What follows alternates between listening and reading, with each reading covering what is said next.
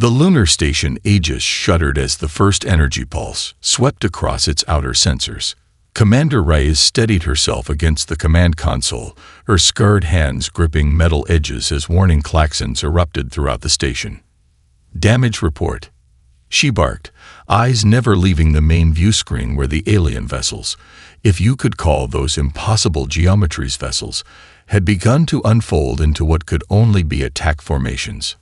"Primary communication array offline," Lieutenant Takeda reported, fingers dancing across emergency protocols. "Life support at 87% and falling. They didn't even target us directly. Commander, that was just residual energy." Reyes's mind raced. 17 years fighting other humans had taught her to read enemy tactics, to anticipate logical strategies. But there was nothing logical about attackers who could bypass the entire outer system defense grid like it wasn't there. "Get me Earth Defense Command," she ordered, already knowing what their response would be. Bureaucrats and politicians who'd fought against military funding after the resource wars ended wouldn't have contingencies for this. No response from EDC headquarters. Communications Officer Park confirmed, her voice cracking. "We're getting scattered reports from civilian channels. They're hitting population centers simultaneously, Commander.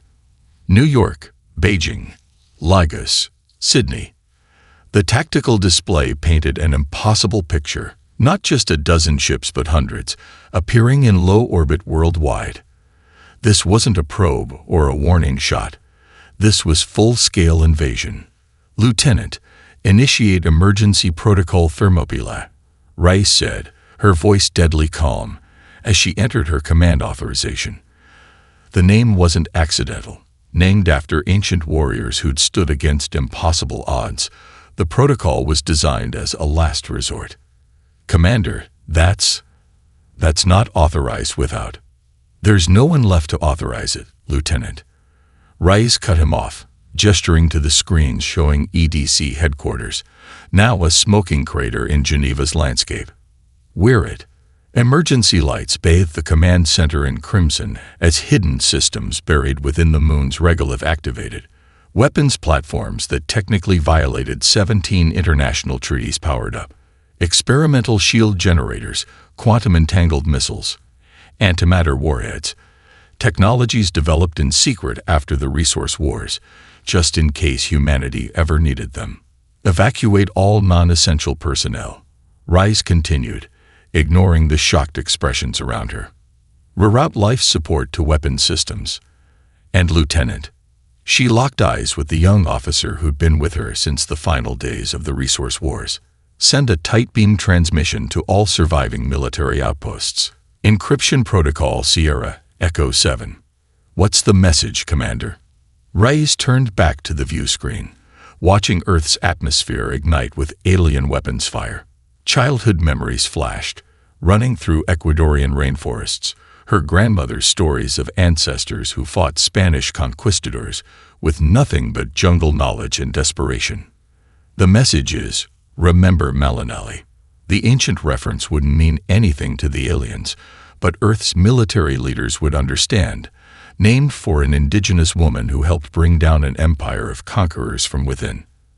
As the station's hidden weapons platforms began to fire, Rise watched the nearest alien vessel ripple with what might have been surprise.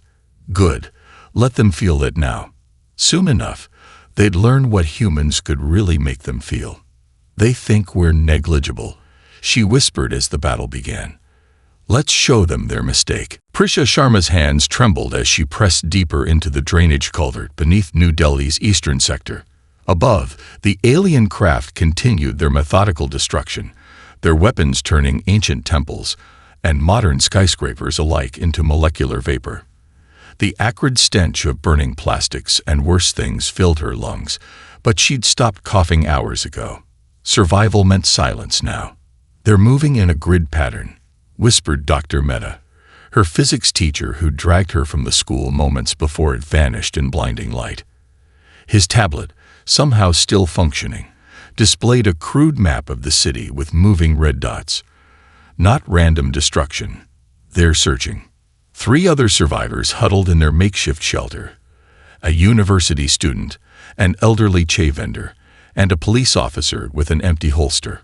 All strangers hours ago, now bound by something beyond mere survival. Why? The police officer asked, his voice hoarse. If they can just vaporize everything, why send ground troops at all? Dr. Mehta's eyes reflected the dim light of his screen. Resources. Us. The realization sank into Prisha's 12-year-old mind with terrible clarity. The aliens weren't just killing. They were harvesting. Aboard the Dominion, Etval's sensory tendrils retracted in frustration as another human specimen expired during neural extraction. These creatures were maddeningly fragile, yet stubbornly resistant in ways that defied evolutionary logic. Another failure. Vorkazar's voice carried the harmonic undertones of displeasure as he entered the analysis chamber. Physiologically, they're unremarkable, Etval reported, mandibles clicking in the precisely modulated pattern denoting scientific objectivity. Average musculature, moderate sensory capabilities, inefficient respiratory systems, yet they're displaying anomalous neural patterns during capture. Look. The holographic display showed comparative brain scans, the baseline of human cerebral activity alongside real-time data from captured specimens. Instead of diminishing under stress, their cognitive functions actually accelerate, she continued. Neural pathways reconfigure, neurotransmitter production increases. It's as if their minds become more efficient under threat. Vorkazar dismissed the observation with a practiced flick of his war claw. Novelty. Nothing more. The radiant hierarchy has conquered species with regenerative capabilities, telepathic defenses, even silicon-based life forms. What can these wet, fragile creatures possibly? Supreme Commander. A battlefield communication interrupted, priority overrides cutting through encryption protocols. We've lost contact with subjugation teams 7 through 15.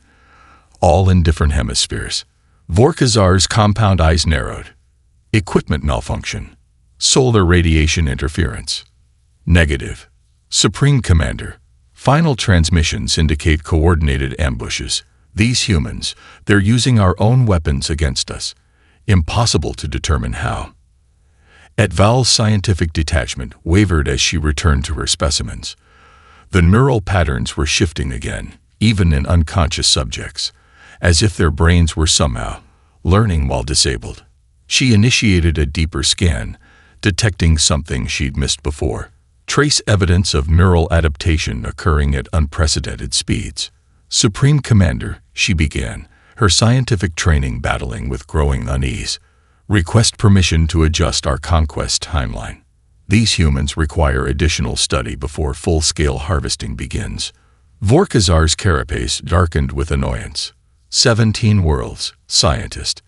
17 successful conquests. Your concerns are noted and dismissed.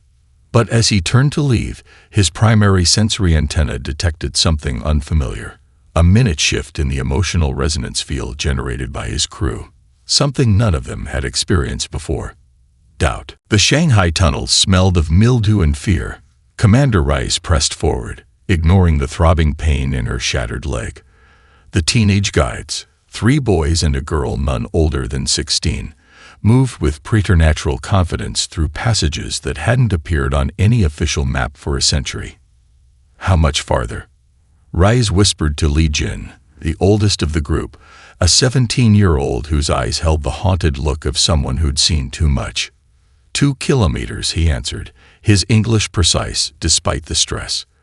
The old Soviet communication bunker is beneath the abandoned subway station. The aliens don't go underground much. Their exoskeletons don't handle the pressure changes well. A valuable tactical insight. Rice filed it away with dozens of other observations she'd collected since crash landing in the Himalayas 3 weeks ago. The Ketzeri's apparent invincibility had cracks, if you knew where to look. The woman you're meeting, Jin continued, helping her navigate a partially collapsed section. She's important. Dr. Singh might be the most important person left alive. Rice replied. She was studying alien communication intercepts when we lost contact. Said she found something critical. The tunnel widened into an ancient maintenance hub. Jin's flashlight revealed crude but effective defenses. Tripwires, pressure plates, modified kitchen appliances repurposed as improvised explosives. "Your work?" Rise asked with newfound respect. The girl, who hadn't spoken before, stepped forward. "We were engineering students. Before." Her eyes hardened. "Now we're something else." Dr. Ananya Singh hunched over a dissected alien communication device, ignoring the dripping condensation from the bunker ceiling. The Cold War-era facility had been designed to withstand nuclear strikes, its reinforced concrete shielding electronic signals from detection. Perfect for her needs. "There," she muttered, soldering another connection between the alien quantum architecture and a salvaged human laptop. "The subspace carrier wave should be." The device hummed to life, alien symbols cascading across her screen. Her makeshift translation algorithm, built from intercepted communication patterns, began decoding the data stream. The Russian captain overseeing bunker security approached. "Dr. Singh, our perimeter sensors detect movement in the east tunnel. Could be your commander Reyes. Could be something else." Singh nodded without looking up. 30 more seconds. I've almost isolated their command frequencies. The data crystallized into comprehensible patterns, tactical deployments, harvesting schedules, and something else, something that made her breath catch. "My God," she whispered. "They're terrified." The Russian looked up sharply. "The aliens? Terrified of what?" Singh turned the screen toward him, displaying neural pattern analyses from the Ketsari collective consciousness. "Of us. They've never encountered a species that keeps fighting after defeat is statistically certain. Their psychology can't process it." She traced a pattern spike on the graph. "See this? It's the equivalent of an extreme stress response when their units encounter humans who've already been wounded but continue fighting." The implications bloomed in her mind. A species with no psychological framework for processing fear would have no defenses against it. A species that shared a collective consciousness would spread that fear exponentially. The bunker door scraped open. Commander Reyes limped in, supported by a teenage boy. "Dr. Singh," Reyes acknowledged with a nod. "Tell me you found something we can use." Singh's tired face broke into the first genuine smile she'd managed in weeks. "Commander, I found their critical weakness. And it's something uniquely human." Jackson Chen wiped soot from his tactical goggles as the Andes Command Center continued to collapse in on itself, secondary explosions illuminating the night in unnatural colors. The alien antimatter power source, reconfigured to overload by Sofia Ortiz, the former ballet dancer who'd spent 3 weeks studying salvaged Ketsari tech, was consuming the facility from within. "We need to move," Chen ordered, his voice carrying the quiet authority that had kept his team alive for months. "Fallout's minimal, but they'll send recovery units. 5 minutes to clear the area." Beside him, Miguel Vargas, once the most feared cartel enforcer in Colombia, now the Resistance's most effective demolitions expert, grinned through his filthy beard. "Remember their faces, Jackson, when they realized what we'd done." Chen nodded grimly. He'd seen it too, the alien soldier's compound eyes widening as understanding dawned. Not just shock at being outmaneuvered by primitive humans, but something deeper, something that looked remarkably like fear. "They never expected us to understand their technology," Chen replied as they began their descent down the treacherous mountain trail, "much less use it against them." "It's more than that," said Leila Miki, the South African quantum physics student who'd provided the theoretical framework for the operation. Her dark eyes reflected the distant explosions. "They've never encountered an enemy who keeps coming after being beaten. Their psychology can't process persistence in the face of overwhelming odds." Chen's sat phone vibrated, a rare occurrence in a world where most communications infrastructure had been destroyed. The message was brief, encrypted using the Resistance's constantly shifting algorithms. Similar strikes successful. Sydney, Cairo, Vancouver, Moscow. Operation Nightmare approved. Supreme Commander Vorkazar's private chamber aboard the Dominion pulsed with unfamiliar energy patterns as his exoskeleton interfaced with the ship's neural network. The tactical display showed impossibilities, simultaneous attacks across continents, precisely coordinated despite the humans' destroyed communication infrastructure. More disturbing were the reports from the field. Ketseri warriors abandoning posts, hesitation in executing orders, physiological responses consistent with, he struggled to access the appropriate comparison. Fear, Etval supplied, entering without the customary deference ritual. The xenobiologist's carapace had dulled, a sign of extreme stress in their species. They're experiencing fear. Vorkazar's mandibles clicked in agitation. Impossible. The radiant hierarchy has evolved beyond such primitive responses. Nevertheless, neural scans confirm it. Etval projected data streams directly into Vorkazar's sensory field. The harvesting centers report anomalies in human neural patterns under duress, adaptations that our species never developed. They evolved with fear, Commander. It shaped their neural architecture, created defense mechanisms, psychological adaptations. And our warriors lack these adaptations. Precisely. Etval's scientific detachment crumbled as she displayed footage from the Andes attack. Our soldiers are experiencing a primal response without the evolutionary framework to process it. It's spreading through the neural network, affecting units that weren't even present during attacks. Vorkazar absorbed the implications with mounting horror. The Ketseri shared a collective consciousness, their greatest evolutionary advantage, allowing perfect coordination across vast distances. But if fear entered that network, his emergency transmission to the homeworld contained none of his growing dread, only the cold request for reinforcements. But as he severed the connection, Vorkazar experienced something entirely new, a dream state intrusion while fully conscious. For an instant, he saw human faces, not as the conquest subjects they were, but as they saw themselves. Resilient, resourceful, relentless, terrifying. The abandoned Dole factory in Paris's 18th arrondissement had become Celeste Dubois' new installation space, once notorious for exhibitions that explored the darkest corners of human consciousness. The avant-garde artist now channeled her controversial talents toward humanity's survival. The prototype is ready, she announced to the gathered specialists, neurologists, optical engineers, and former psychological warfare operatives who'd survived the initial invasion. The device hummed with an eerie pulse as she activated it, projecting a shifting pattern of light and shadow across the wall. Dr. Emile Renault, formerly of the Sorbonne's neuroscience department, studied the projection with clinical detachment. You've incorporated the alien visual processing vulnerabilities. All of them, Celeste confirmed, adjusting a dial that altered the frequency.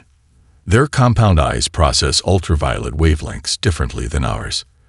This pattern triggers their ancestral predator response while remaining virtually invisible to human perception.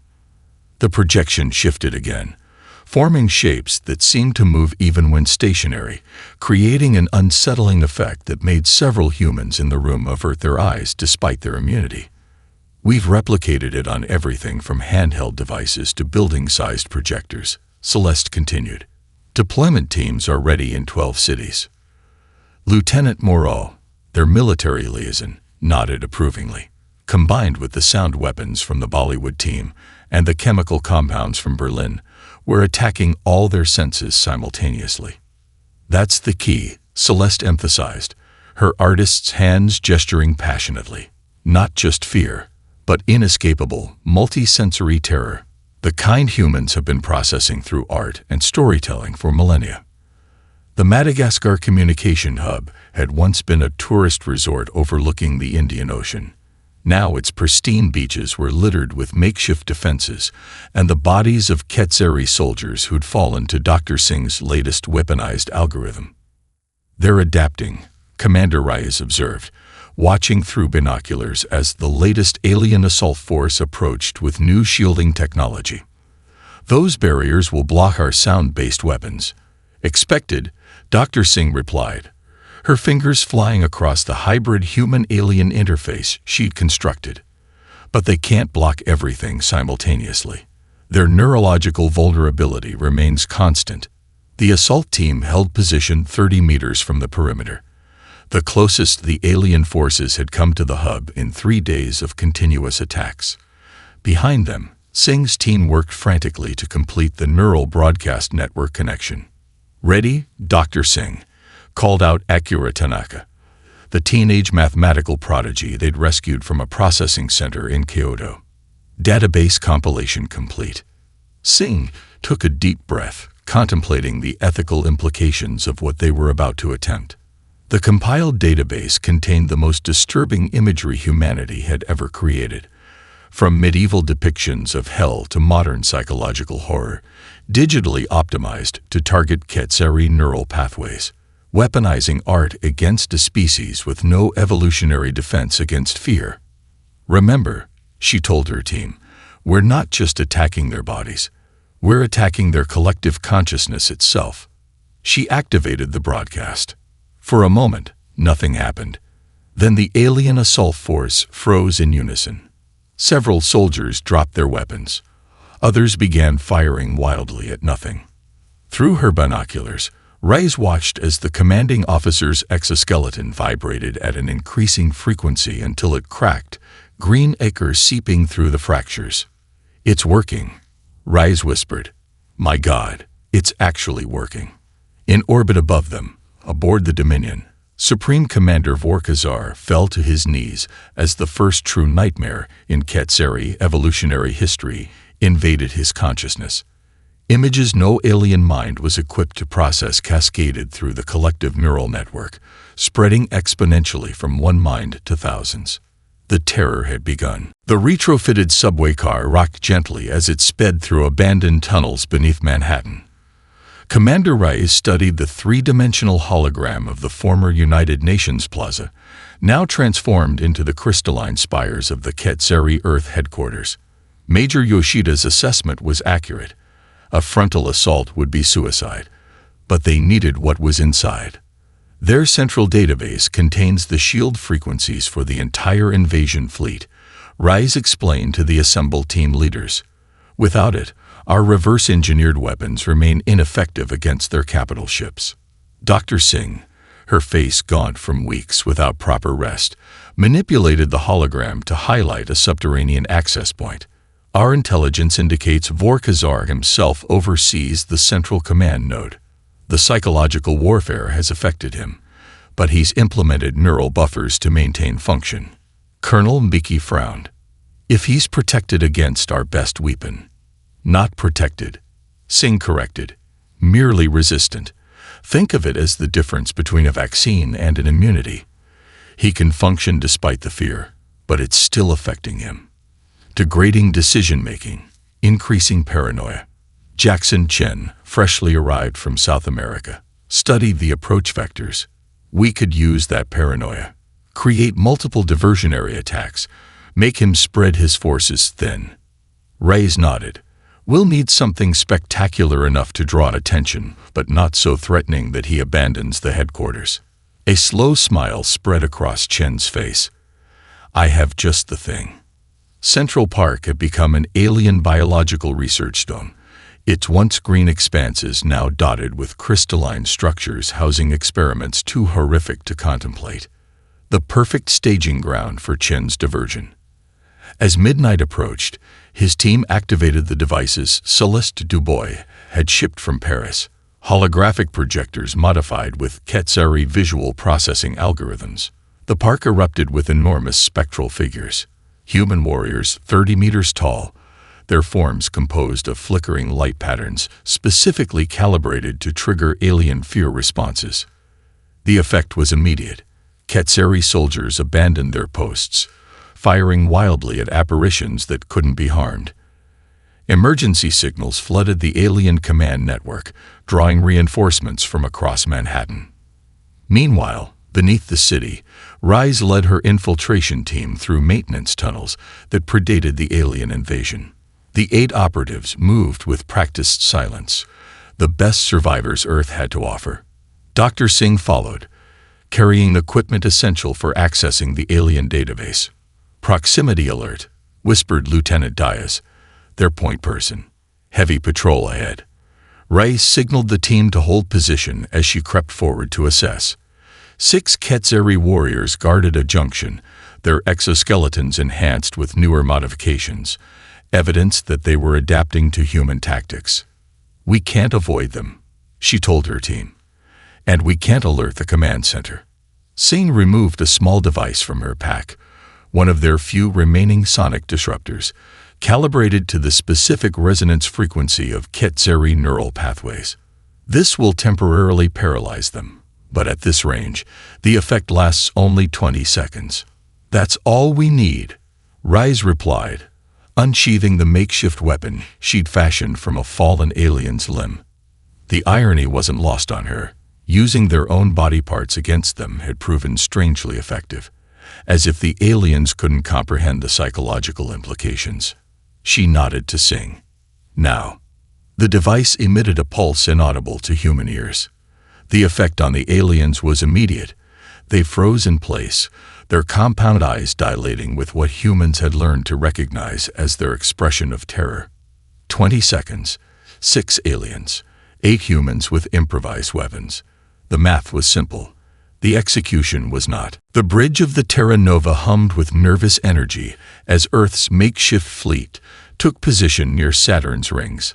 Through the view screen, the massive Ketzeri armada emerged from faster-than-light travel, each vessel dwarfing humanity's largest ships by orders of magnitude.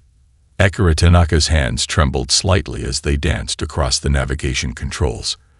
At 16, the mathematical prodigy had never driven a car on Earth, yet now controlled humanity's flagship, a testament to how thoroughly the invasion had reshaped human civilization. 10,000 vessels confirmed, reported Colonel Mbeki over the secure channel from his command ship, weapons signatures consistent with Planet Killer class. Rice touched the fresh scar tissue on her face, a parting gift from Supreme Commander Vorkazar during their confrontation in Manhattan. Though they'd succeeded in capturing both the alien leader and the tactical database, the cost had been devastating. Half her infiltration team hadn't returned. "Is the neural interface stable?" she asked, turning to Dr. Singh, who monitored Vorkazar's connection to their broadcast equipment. Singh nodded grimly. "The captured emotional imprints from the first invasion force are loaded and ready for transmission. His neural pathways will serve as the conduit into their collective consciousness." The captured alien commander strained against his restraints, his once imperious posture now hunched with what humans had learned to recognize as terror.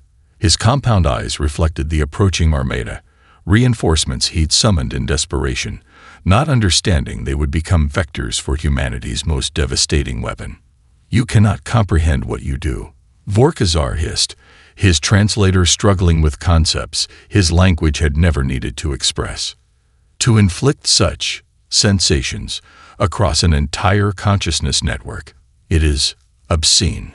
More obscene than harvesting sentient beings," Rice countered, her voice ice-cold. "More obscene than 17 conquered worlds." Fatima al-Zarani, their chief engineer, interrupted from her station. "Armada approaching optimal broadcast range. Their forward vessels are charging weapons. They'll target Jupiter's moons first," Rice predicted, recalling the tactical data they'd extracted. "Standard Ketzeri protocol. Eliminate potential guerrilla bases before engaging the primary enemy." "Transmission ready," Singh announced, her finger hovering over the activation sequence. "Commander." Rice met Vorkazar's alien gaze, seeing her own reflection in his compound eyes. "This is for Earth," she said quietly, "and for Prisha Sharma in New Delhi. Jackson Chen's team in the Andes. The children in processing centers, every human who faced your kind and chose resistance over surrender." She nodded to Singh. Broadcast. The effect transcended their most optimistic projections. Across the massive armada, the compressed psychic recording of 5 months of defeat, terror, and humiliation flooded through the Ketzeri neural network, amplified by Vorkazar's direct connection to the command hierarchy. The flagship of the reinforcement fleet veered sharply, firing its planet-killer weapons into friendly vessels. Entire squadrons broke formation, colliding in their panic. Some accelerated toward Jupiter's crushing gravity well in blind flight response. On the Terra Nova's view screen, the tactical display showed impossible chaos. The perfect battle formation of the galaxy's most formidable military dissolving into something that resembled nothing so much as pure, unadulterated panic. They're experiencing all of it simultaneously, Singh whispered, monitoring the broadcast's effect.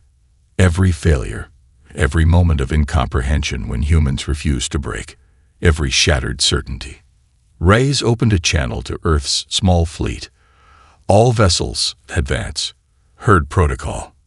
Drive them toward the Neptune coordinates. Admiral Reyes placed her palm on the quantum relay console, feeling the gentle vibration as humanity's first message traveled faster than light to the Proxima Centauri colony. Through the observation window of Himalayan Command, Earth's transformation was visible even from this altitude. Alien crystalline structures now repurposed for human needs, their once threatening silhouettes softened by terrestrial additions. Hard to believe it's only been a year, said Dr. Singh, joining her at the viewport. The xenopsychologist's lab coat now bore the insignia of the newly established Interspecies Relations Division, a department that would have seemed absurdly optimistic during the darkest days of the invasion. Harder to believe we survived at all, Reyes replied, her gaze drawn to the memorial spire that rose from what had once been the Ketzeri's primary processing center.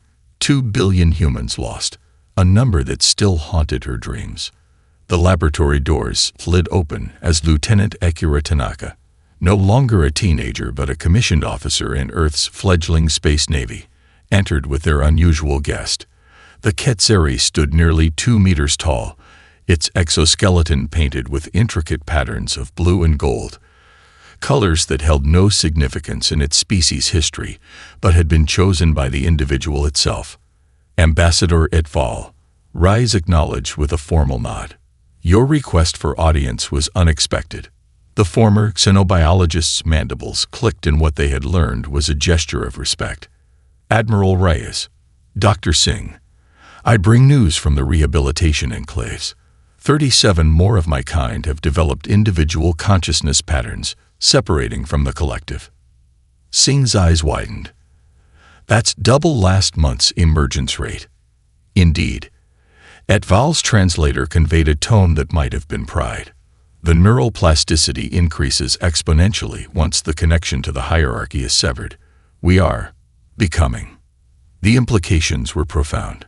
The Ketzeri who had surrendered or been captured, rather than being mindless drones without their collective, were evolving into something new. Individuals capable of independent thought, creativity, even humor. The Galactic Assembly representatives arrive tomorrow, Reyes reminded them. 12 species, all former subjects of the Ketzeri Empire. They'll want reassurances that Earth's methods won't simply replace one dominion with another. Et al.'s compound eyes reflected the sunlight streaming through the viewport. They fear you, Admiral. As well they should. No species in recorded history has done what yours accomplished, defeated a technologically superior force through psychological means. Not just psychological, Singh corrected gently, through understanding. The same understanding we're applying to rehabilitation rather than extermination. The observation deck fell silent as a massive shadow passed overhead, the nightmare preparing for its maiden voyage beyond the solar system. The vessel incorporated everything humanity had learned from the invasion. Ketzeri propulsion systems, modified defense screens, and weapons that targeted psychology as effectively as physiology. Reyes watched the ship with complex emotions. Pride in human resilience, grief for incalculable losses, and something else, a sense of responsibility for what Earth would become in the wider galaxy. We have a chance to build something unprecedented, she said finally. Not an empire, not a dominion, something new. With appropriate caution, et al. Added, mandibles clicking softly. The stars hold many wonders, Admiral, and many terrors. Reyes smiled, the scars on her face catching the light. So do we, Ambassador. So do we.